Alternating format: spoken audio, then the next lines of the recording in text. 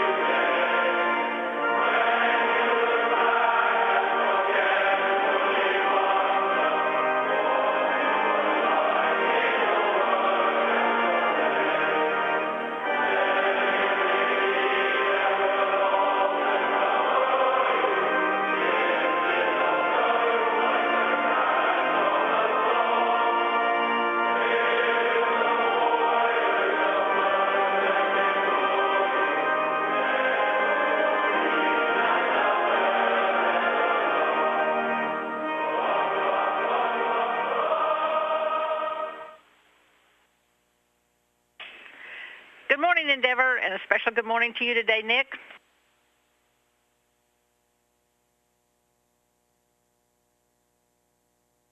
Good morning, Shannon, and good morning to all the students at Harrow School in London and to all the students everywhere. From 200 miles above the Atlantic, I'd like to encourage you all to follow your dreams. Good morning. And thanks a lot, Nick. The song 40 Years On, which is the school song of the Harrow School. The wake-up music today was for Harrow alumnus, Mission Specialist Nick Patrick. This is Mission Control Houston with a view on the outside of the International Space Station, looking at the new Tranquility node and the Cupola, which is currently still attached to the end of Tranquility but will be relocated during the cruise day today. That work will start with the depressurization of the Cupola by Endeavour's astronauts Terry Virts and Kay Heyer. And then Heyer and Virts will begin operating Canadarm2, the station's robotic arm you see poised and standing by there. They will use that to latch onto Cupola and then eventually relocate it. View inside Tranquility, watching Terry Virts and Kay Heyer work through the procedure to depressurize Cupola, which is on the other side of the hatch seen here. This is a view inside the station's Destiny laboratory. Astronaut Kay Heyer is positioned at the robotics workstation, which she and astronaut Terry Virts use to operate Canadarm2. There's time to get set up for that operation of the arm to relocate Cupola while the depressurization is in work. This is now a live view inside the station's Quest airlock, where the spacewalkers for this mission, Bob Behnken and Nicholas Patrick, are working on configuring tools for the mission's third spacewalk. There are 2 days in between the second and third spacewalk now, so the third excursion is scheduled on flight day 10. We see Behnken and Patrick inside the airlock, getting their tools set up for the mission's third spacewalk. They're doing most of this work today, as the next day's work for them will focus on using the space station robotic arm to relocate the pressurized mating adapter number 3. They are the crew members that will be operating Canadarm2 for that relocation. This is a video camera that was set up by Station Commander Jeff Williams in a small window in the hatch of the Tranquility node on the port that is facing Earth. That is the port that the Cupola will be relocated to today. For Jeff and CBCS, we have a good camera view. The depressurization of the Cupola has taken a little longer than expected, and there is some residual air left inside that will be vented overboard later in the procedure. But the Environmental Control and Life Support System officer here in the International Space Station Flight Control Room was comfortable and wanted to continue on with the procedure to perform the leak check to ensure that there's a tight seal there between the Cupola and Tranquility. So that is the next part of the procedure that Virts will be going through. Closing and not anything else. Houston from Station for Robotics. We're beginning motion on the arm. Houston copies on the big loop.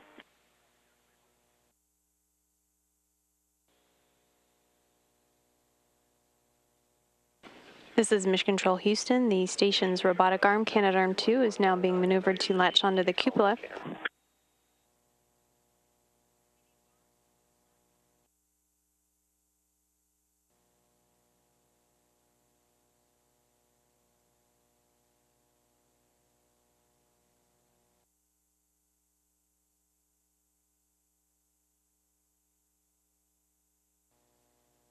This is Mission Control Houston. The space station robotic arm is paused in this procedure to latch onto the cupola module. It is being operated by astronauts Terry Virts and Kay Heyer. Inside the space station, Commander Jeff Williams is completing the final closeout steps in the procedure that depressurize the cupola, preparing it for its relocation. In Houston, the cupola depress is complete. The valve, of course, is closed and capped, and the vag is left completely intact, connected up to the PCA for the next operation.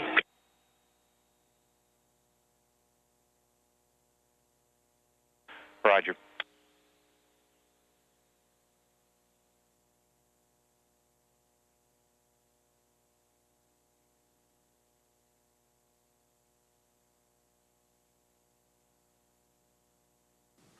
Endeavour ISS, this is Houston ACR. Please stand by for the NASA Explorer School questions. Hi, my name is Aaron Lee from Stewart Middle Magnet in Tampa, Florida. Our teachers took us on a camp out near the Kennedy Space Center so we could get up at 4 a.m. to see your shuttle launch, and it was awesome. But my question is, why did you have to launch so early? Well, first of all, we'd like to apologize for making everyone get up so early. We were up pretty early ourselves.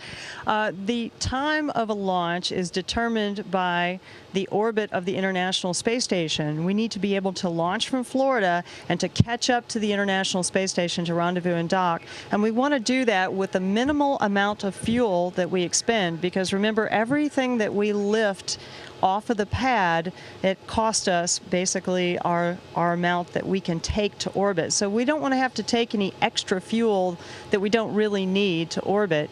So we have to stay to these very tight little short launch windows to be able to catch up to the International Space Station. So again, sorry for the time, but hope you enjoyed the light show. Hi, I'm Daniel Lorenzo from Stewart Middle Magnet School in Tampa, Florida. And my question to you is, how long do you guys have to train before going into outer space? Well, that's a great question. You could generally answer that question all your life, because every experience that we have, every bit of knowledge that we have sure comes into play when we're here in space, because you never know what's going to happen next. But generally, for a space shuttle mission, we train for a minimum of a year specifically for the task that we're going to do on board that mission. Prior to that, though, we all train generically as astronauts for 1 to 2 to multiple years before we get assigned to a flight. So for a space shuttle mission, the training is a minimum of a couple of years overall. For a space station mission where the crew members are staying for longer duration, they can train many years, because they train not only in the United States but also with our international partners. So it's multiple years of training, but of course prior to that, lots of years of schooling and experience that all comes into play. My name is Summer Heckman, and I go to Vernon School in Portland, Oregon. And my question is, do you have issues with keeping things clean on the space station? And if so, is it possible for mold to grow in space or on the space station? That is a really, really good question, because it is a big issue. The space station and the space shuttle both have very good air circulation systems with fans and filters to keep stuff clean, but everything floats. There's no gravity. So on Earth, it's really nice. You can see there things float. If you have dust or lint or just anything like that, it tends to stick or it tends to fall to the ground, and you can sweep it up. In space, it doesn't. It floats around, and you see little specks of things floating by occasionally. And when you drink in your water straw, unless you get all of the water out of your straw, when it comes out of your mouth, it might flick a couple little specks of water, and over time those can grow mold. So we spend a lot of time on the shuttle keeping things clean, and the space station crew spends a lot of time, probably once a week, just keeping things clean, because we have seen mold grow in the past. And in fact, right around the corner down there, you can see there's some plants growing. So things can grow in space, and that's why it's really important for us to keep it clean. Hi, my name is Maya, and I would like to know how long does it take to prepare the space shuttle before it launches? Well, as you know, the space shuttle is a very complicated spacecraft, so it does take a while, and it takes a lot of people, quite a great team of people that prepare the space shuttle for launch. And, you know, the space shuttle is made up of several components. There's a space shuttle orbiter. There are the solid rocket boosters. Those are the two white rockets that strap to the sides. And then there's a big orange external tank that holds our fuel. So to get all of those components together, it takes quite a bit of time. The absolute minimum amount of time from the time that a space shuttle orbiter lands until the time that it can launch again is about 2 months, but that's very, very aggressive schedule. It takes longer actually to prepare the tank and the solid rocket boosters. Those would have to be waiting for it. So after landing, the team in Florida processes the orbiter in a horizontal position, like working on an aircraft in a hangar, and then they rotate it into the vertical position and attach it to that solid rocket boosters and the external tank, and take all of that together out to the launch pad and get it ready to launch again. So it actually takes quite a bit of time, but it can vary depending on what our schedule is. Hi, I'm Hannah from Stuart Meadow Magnet School in Tampa, Florida. I have a question. What was the most difficult obstacle that you had to overcome to become an astronaut? Thanks. Well, I don't know that I'd really call it obstacles, but it is very important to have a good, strong math and science background to be even considered to be an astronaut, but also just overall technical experience, and it really helps to have some flying experience as well. So I don't know that, again, that I would really call it an obstacle, but there are so many very qualified folks, very, very smart, very educated, and with a lot of experience, that NASA has a tough time selecting the astronauts from so many qualified candidates. So maybe I just feel that I was very fortunate to be considered for selection as an astronaut, and also that I was selected. So I would suggest that you just keep studying hard and find the things that you love to do and gain your own expertise there, and apply to be an astronaut, and hopefully someday you'll be able to fly in space as well, as you saw two fellow astronauts floating right by. Hi, Bob. Hi, my name is Taylor Church, and I go to Edward Harris Junior Middle School in Elk Grove, California. Have you ever personally tried growing plants in space? If so, how did the experiment turn out? And if not, have you ever been on board a mission where a plant experiment has taken place? Thank you. Yeah, that is a great question. Actually, in the next module down for me, we're in Node 2. So in the lab, the U.S. lab, there are several big bags where plants are growing right now. It's one of their experiments. And in fact, the space station is a very big laboratory. There's a Japanese lab, a U.S. lab, and a European lab. And plus the Russians have their own experiments going in their segment. So there's a lot of different experiments happening here. On our space shuttle, our main job was to bring up Node 3 and Tranquility, but we have some experiments also. We have some basically vaccination testing, and there are some viruses down there that we're doing some testing and experiments on, but there's lots of experiments going on here. And as you can see, this is we're in like the central hub here, so there's a lot of traffic going on. And so pardon our crewmates as they translate by with important hardware. Hi, my name is Pravina Ramlal, and I go to Stuart Middle Magnet, and I live in Tampa, Florida. My question is, why will NASA scrub a launch if the sky is cloudy or rainy? Again, a very appropriate question for us, because our first launch attempt was scrubbed because of clouds, and there's a couple of problems with clouds and rain. First of all is our rocket itself. You don't want to damage the space shuttle. So if you fly through certain types of clouds with lightning or rain, you could get a lightning strike, which actually happened on one of our Apollo missions. And if you fly through rain, the rain could damage the vehicle because we accelerate really fast. We're going about 100 miles an hour by the time we clear the launch tower. And in less than a minute, we're going supersonic straight up. So the rocket goes very fast through the air, and so that could be dangerous. The other thing is we want ground cameras to be able to see the shuttle, or whatever rocket it is. When we're launching unmanned rockets, it's the same thing. They need some visibility to be able to see it to make sure that the trajectory is going in the right direction. Hi, my name is Sabrina, and I want to know what kind of tools you use to fix the space shuttle. Well, hello, Sabrina. Thank you for that question. That is a really good one. We have a toolkit in the space shuttle, and we have several toolkits here on the space station. And one of the biggest things that we've been doing here during our mission, and Kay is just showing me this bag. If you hear it, it sounds like wind chimes. But there's a wrench and some pliers and some different types of screwdrivers and ratchets and scissors. There's all kinds of stuff here, sockets. And so if you're a tool person, this job is really fun because for the last several days and for the next few days, we are in there turning wrenches and screwdrivers and all kinds of stuff to attach Node 3, our new module, and then later today to move the cupola and to attach that. So we have lots of tools, and we use them a lot. This is Mission Control Houston with a view inside the space station's Destiny laboratory module.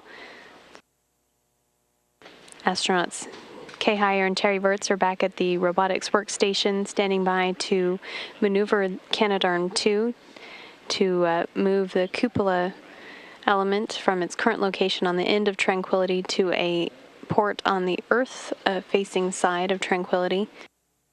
Next to them is Station Commander Jeff Williams, who's been working at the computers to operate the common berthing mechanism and the latches and bolts that are holding cupola in place.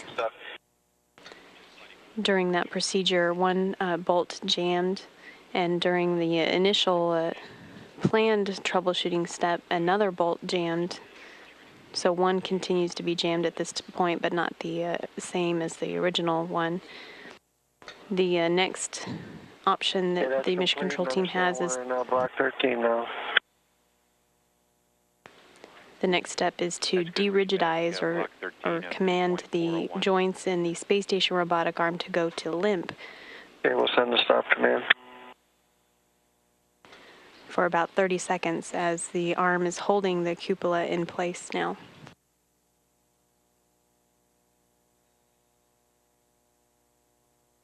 And Houston, this time we got bolt 1-3 jammed. And Houston sees that, Jeff.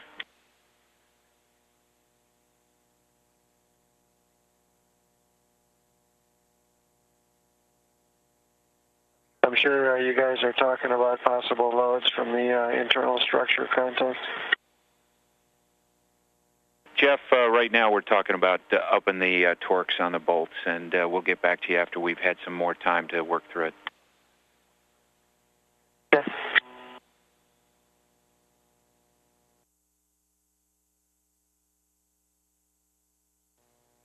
The crew on board the International Space Station will now try the procedure again to deploy the 4 latches that are holding the cupola in place on Tranquility. Commander Jeff Williams and Mission Specialist Kay Heyer had worked through a malfunction procedure after getting an abort message from trying to deploy the 4 latches on the common berthing mechanism, basically resetting the software and attempting the deployment again. The reset of the software was successful, and the redeployment attempt will come shortly. This all in part of the procedure to unlatch the cupola from the Tranquility node.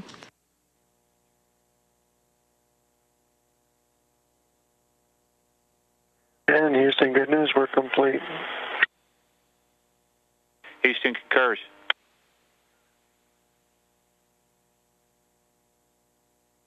Station Commander Jeff Williams confirms that the latch is deployed as planned. We're go for Cupola deburst. Houston copies, and in step or procedure 1.410 SSRMS Cupola relocate. Step 5 is complete. You can pick up in step 6.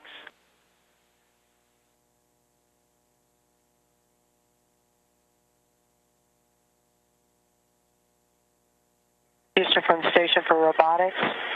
We have the arm in motion, going in motion. Houston copies on the big loop.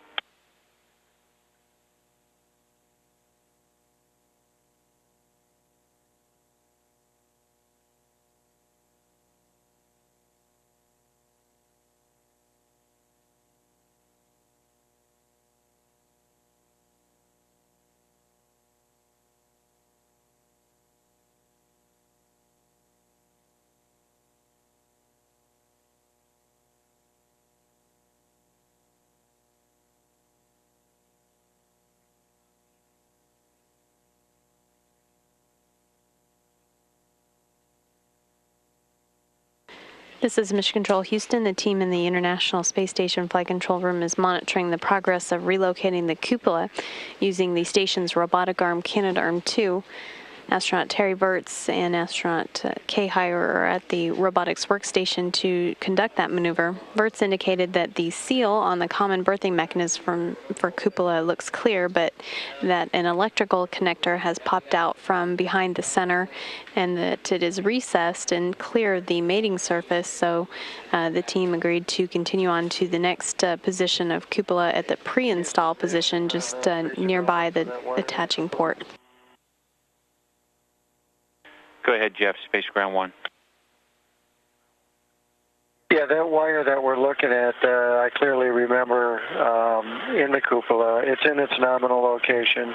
When I reinstalled the thermal MLI, the Velcro appeared to be intended to be installed such that that wire is visible, and that's just the way I remember leaving it.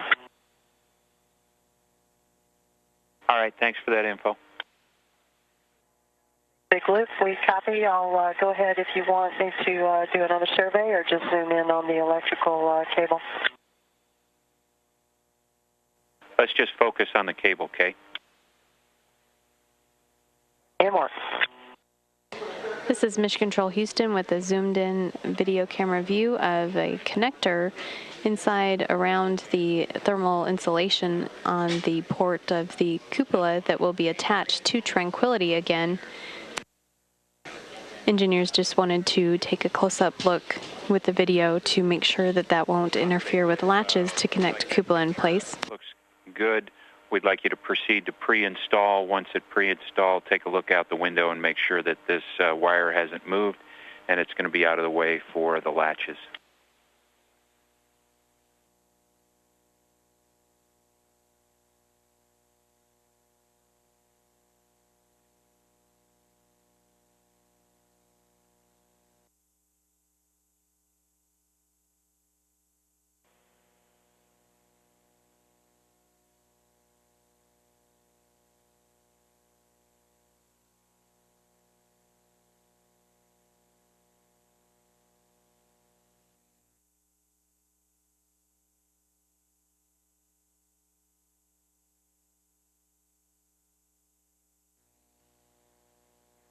Got 4 RTLs that are steady. We're going to continue in the procedure. Houston, concur. At 12:25 a.m. Central Time, the crew has indicated that there are 4 ready-to-latch indications. That means that cupola has made contact with the port that it will be attached to. The next stage will be to deploy 4 latches to temporarily place cupola on Tranquility.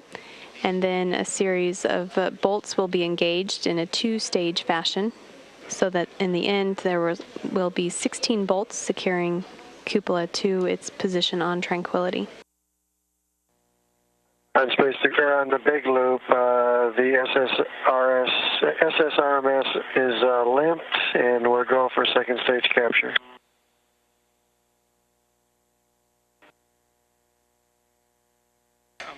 Getting a good shot now of the cupola there on the left portion of your screen, now in its permanent location on the nadir port of the Tranquility module. Nadir means that it faces down toward Earth. You can see it's still covered up. Those covers will come off during the third and final spacewalk of this mission that's going to be conducted by Bob Behnken and Nick Patrick. Both restraint systems moved. As you can see, the end of the station's robotic arm has successfully let go of the cupola. And Nick Patrick and Bob Behnken, who are currently working inside the Destiny laboratory at one of the robotics workstations there, will continue to back away this arm and drive it over toward pressurized mating adapter number 3. It is, as we mentioned, currently on top of the Harmony node, which in this view would be toward the bottom. It's over toward where the shuttle is currently located. The shuttle docks with pressurized mating adapter number 2, but PMA 3 has been located over on Harmony temporarily to basically just get it out of the way of all the different robotics work that had to be done during this mission, getting Tranquility installed as well as the cupola moved over. But if you look toward the left part of your screen, you see an empty hatchway there on the end of Tranquility. This is where that PMA 3 will ultimately be installed. That is where the cupola used to be prior to today's activities.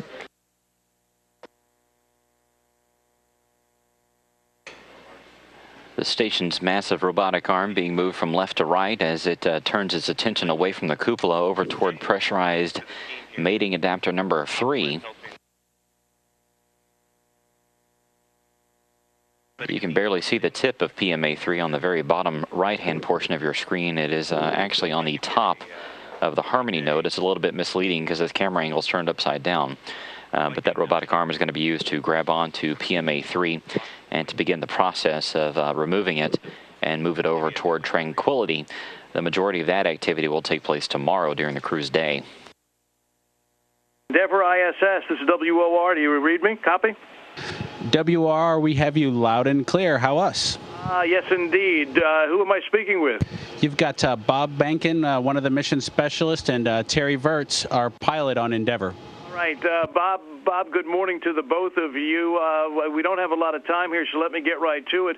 This node, Tranquility, that you folks have brought up to the International Space Station, I understand as of yesterday it had some troubles. You were part of the spacewalk on installation. Where does it stand today? Well, we're marching right along at this point. We had a little bit of trouble with what's called the center disc cover. It's a piece of material that needs to be put in place prior to some relocation activities, and there was some interference with that. But from a spacewalk perspective, that was no impact, and we were able to go outside and hook up the cooling system after having hooked up the electrical power on the previous spacewalk. So Node 3 is up and running. There's fans and cooling and lights even, so it's looking good. Robert, this is not your first time up, and this is certainly not your first spacewalk. Can you describe? I mean, is it hard moving all of those big pieces and being in that what appears to be bulky spacesuit of yours, or is it similar to doing any sort of manual labor job? Well, we kind of describe some of the work that we do as kind of a little bit of heavy lifting. When we were outside in that suit, it's actually kind of like being inside of a balloon. It's pressurized at about a little over 4 pounds per square inch, which means every time you close your hand on something, you have to change the shape of that balloon. And doing that for about 6 hours can kind of wear you out. With all the gear and all the tools together, we weigh, if we were on the ground, close to 600 pounds inside of that suit. And so it does take some training and some careful practice in order to make sure that you don't get that 600 pounds moving very quickly. Otherwise, you got to put a lot of force in with those hands that are squeezing inside of those balloons to slow it down. So it is a pretty good workout, and we all spend quite a bit of time in the gym trying to get in shape before we step up here to do spacewalks. On this flight, we'll do 3 spacewalks with just 2 spacewalkers, and so each of us will go out for 3 different occasions, and for a total of about 18 hours. And that can be really exhausting if you haven't trained for it appropriately. You're Morning live this morning with Space Shuttle Endeavour. Its pilot is Terry Virts. Terry, I understand this is your first trip into space. So far, so good. What was the reaction? What was it like, and did it meet expectations? It's been a lot better than expectations. During our launch, it's about 8 minutes with the engines running before we get into space. We go from 0 to about 17,500 miles an hour in about 8 minutes. And I had a chance to look outside on the way up, and I was able to see the moon outside on the horizon. And then as the shuttle did a roll maneuver, I caught a quick glimpse of the entire east coast of the United States, and it was just an amazing sight. And then you're under this G-force, 3 Gs. It feels like 3 times your body weight. It's kind of sitting on your chest, and then boom, the engine shut down and you're floating. And then a few minutes later, we were going over the Alps, and I was really amazed. The view of the Earth was different than what I expected, much better. All right, now I understand, or I heard that on takeoff, some of the insulation might have separated. Is that true? And if so, are you concerned?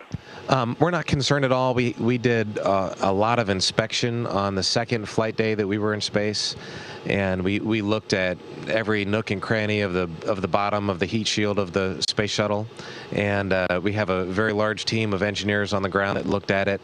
There were a couple of small areas where a tile came loose, and on the top of the wing there was a piece of material that's sticking up a little bit, but overall it looks really, really clean, and we don't have any concerns at all up here. We've mainly been just really busy working from all day long getting these 2 modules that we've been installing. That's been our main focus.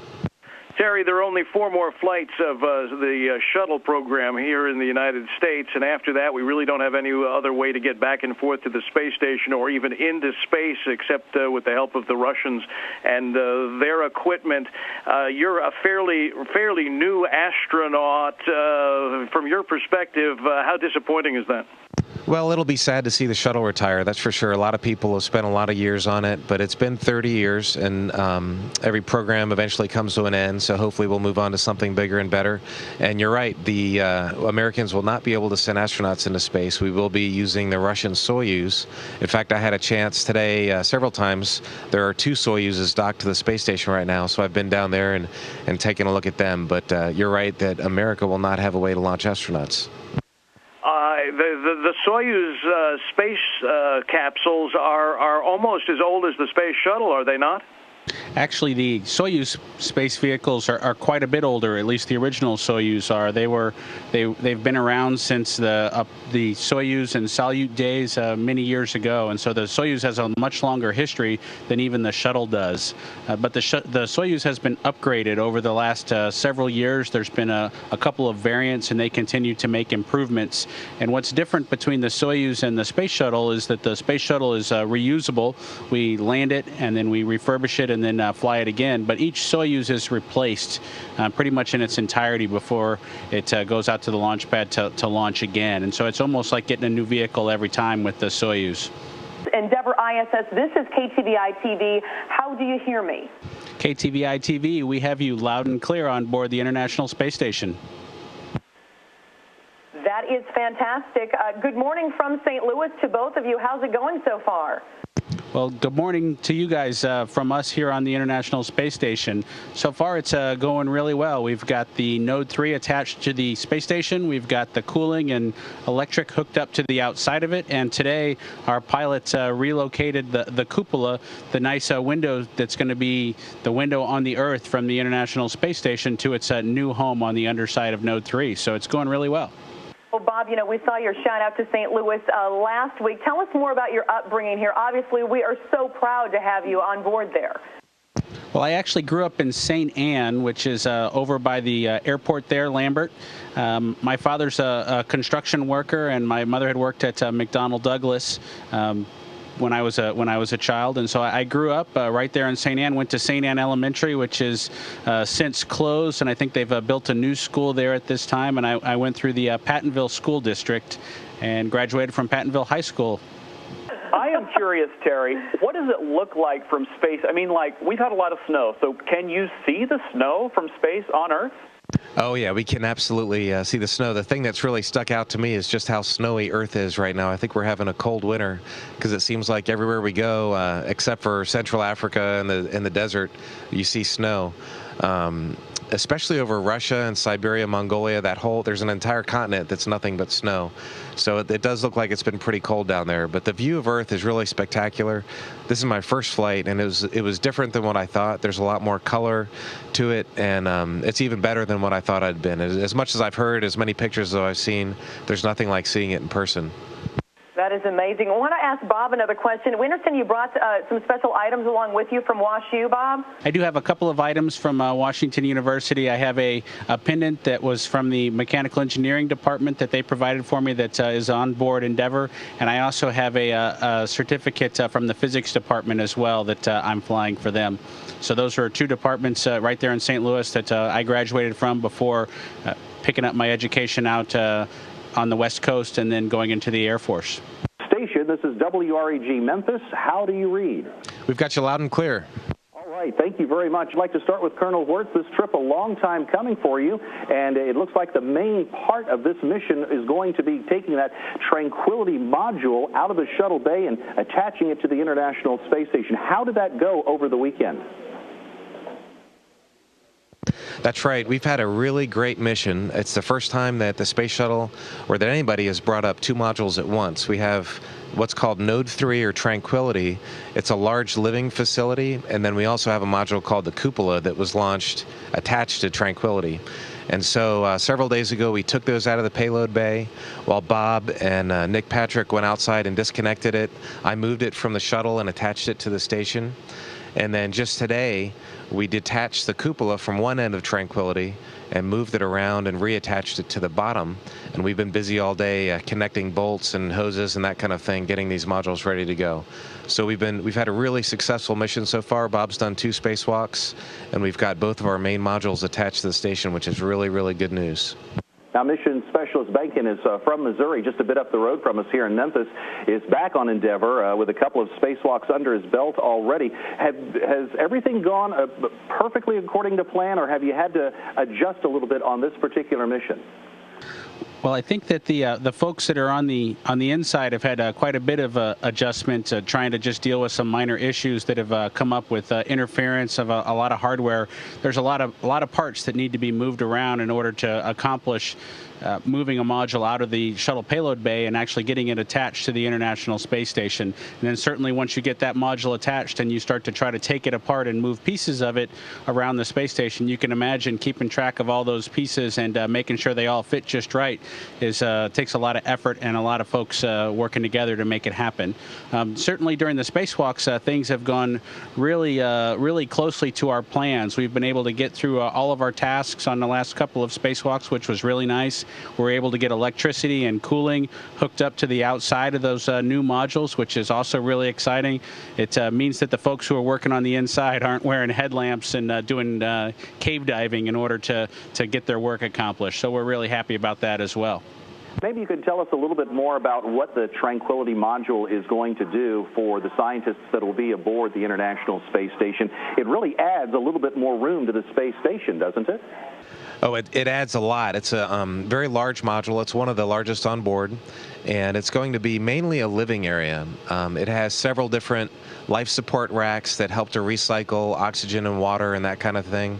There's a large exercise machine on there that helps a lot. When you live in weightlessness for 6 months, it can really take a toll on your bodies, on your bones and your muscles, and being able to do exercise is really critical to being able to live in space. And it also is going to have the cupola attached to it, which is going to have the ability to put a robotic control station so you can look outside and move the robotic arm. Now, you were mentioning a little bit Probably about the most important thing that it will do, probably the most important thing that it'll do for scientists is it will get the bathroom compartment out of the U.S. laboratory and get it over into another module to kind of allow more science to happen in that laboratory and turn it into less of a hygiene facility. Now, you were mentioning the exercise in outer space. Does this mean that cold bear machine that we've heard so much about, that exercise machine, is that going into the Tranquility module? It sure is. That's one of the, I'm staring at it right now. It's just a few feet from me, and that's going to move down there every day. The station crew members, they run on the treadmill. They have a cycle type machine, and then they have this weightlifting machine, something called ARED, and exercise is an important part of their day. They spend a couple hours every day exercising, and the great thing about it, having had humans, Americans, and our international partners on board the space station since 2000 continuously. We're going on 10 years now. We've shown that we can live and work in space for long durations, and guys come back in great shape, and that's due to a large part because of the exercise that we do. I wish we could spend more time chatting with you, but we are out of time. Pilot Terry Virts and Mission Specialist Robert Benkin, we thank you for joining us this morning on Daybreak. You get an extra day in space, I understand. Enjoy, safe travels, and we'll see you back down on the ground within about a week. I think it's next Sunday that you're coming back now. Have a good day, Memphis. Thanks for talking with us. This is heading from the Shuttle Endeavour over towards the International Space Station.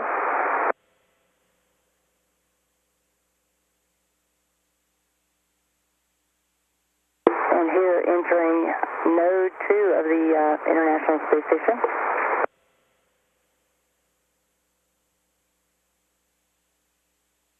And there goes Nick Patrick. Here's the commander of the International Space Station, Jeff Williams.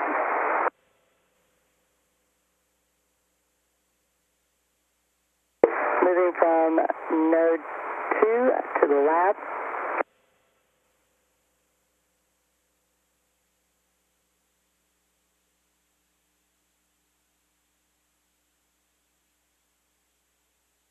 As we progress from forward to aft in the lab, we pass the robotic workstations and enter into node number 1.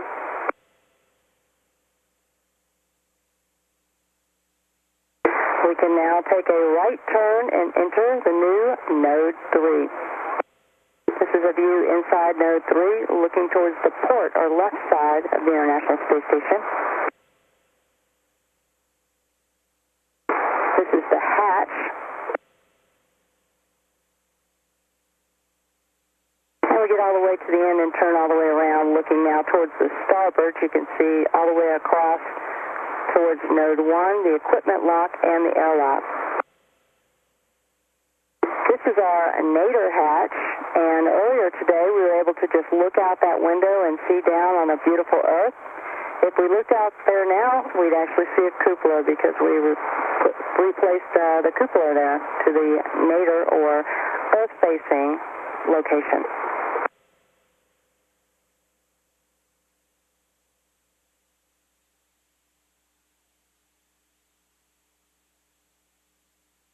These are just more views of inside node number 3. And here we see a little bit of the work we were doing inside node 3. That's found here is the venting of the cupola before we relocated it. Cupola is just on the other side of that hatch, and Terry opened up some valves to be able to vent the atmosphere that was inside the cupola to the vacuum of space. That allowed us to remove the cupola from the port side and move it around to the bottom or nadir side of node 3.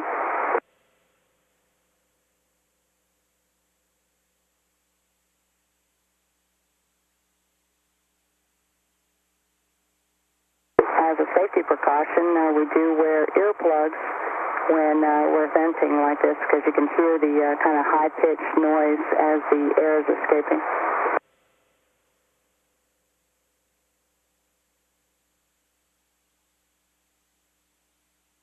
Once again, this is showing the nadir or bottom-facing hatch before the cupola was placed there. This is just giving you a glimpse of what our view might look like. This is just one single window, but now that we have the cupola there, we're going to have 7 windows facing down in this direction.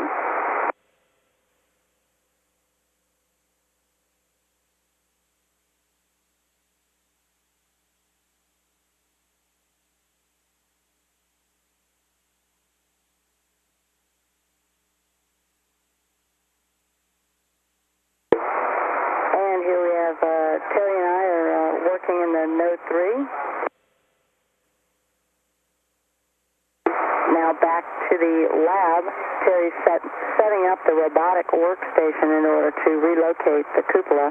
He's going to use the robotic arm to reach out and grab the cupola and to move it around to the bottom.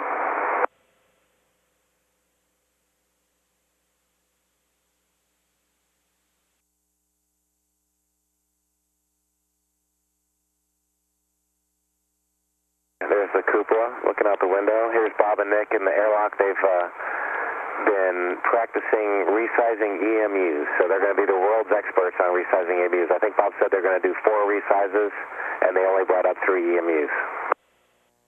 So that's been good. I know the guys on the ground have been working really hard to come up with these plans. I know that's a lot of work. Okay, here's the Russian segment. I think one of our cosmonauts filmed this for us, or it might have been Stevie Ray. He's flying through the FGB, which is a storage area just aft of Node 1. And when you come into this area, you can go down to the docking compartment, or you can go up to what's called the MRM. And then here's the view. I think Steve's right here, so I'll let him tell you what he's filming. Well, this is pretty constricted window environment here, and the camera was almost too big to see through the window. But if you look just in the bottom part, okay, there's Endeavour, the port wing of Endeavour. And if you look just in the bottom middle of the screen, it's the cupola on its way to its new home with Kay and Terry handling the robot arm.